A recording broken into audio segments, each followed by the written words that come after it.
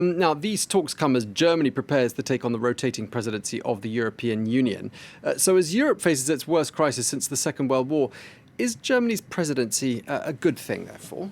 I think many European countries that have badly suffered from the coronavirus outbreak are breathing a sigh of relief that Germany is taking over the rotating presidency for 6 months of the European Union, principally because Germany is one of the countries that has survived the corona or got through the coronavirus so far with the least number of fatalities. I'll give you a comparison. 9,000 deaths in Germany. That's already far too many, but over 40,000 in the UK, nearly 30,000 here in France. Germany is also the richest nation in the European Union and the economic powerhouse.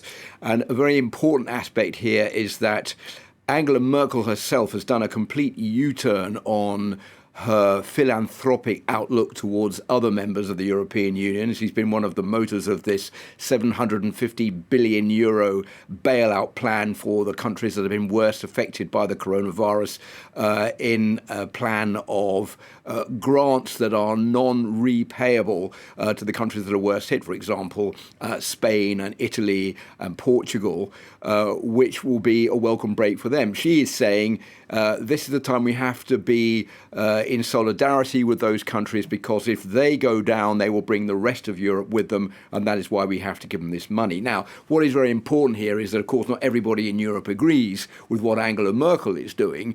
She has the frugal four to deal with, notably Austria, Sweden, Denmark and the Netherlands, who are not in favour of this project. But European advisers are believing that when she meets with those countries next month, her clout, her weight as one of the most influential European leaders of the moment, having been in office for 15 years, will be enough to sway them in favour of this project that was put forward by Emmanuel Macron and by Angela Merkel.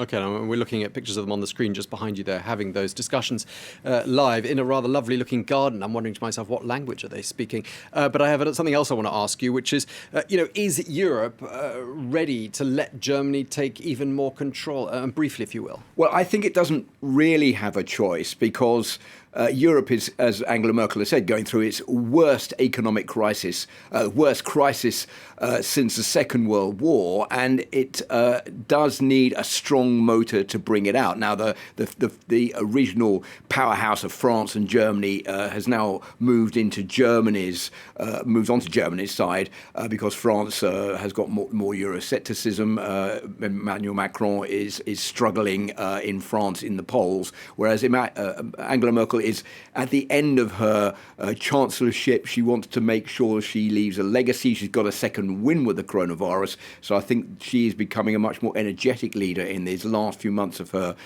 term in office. And that is one of the reasons that she is so keen to make sure that she does as much as she possibly can to get Europe through this all.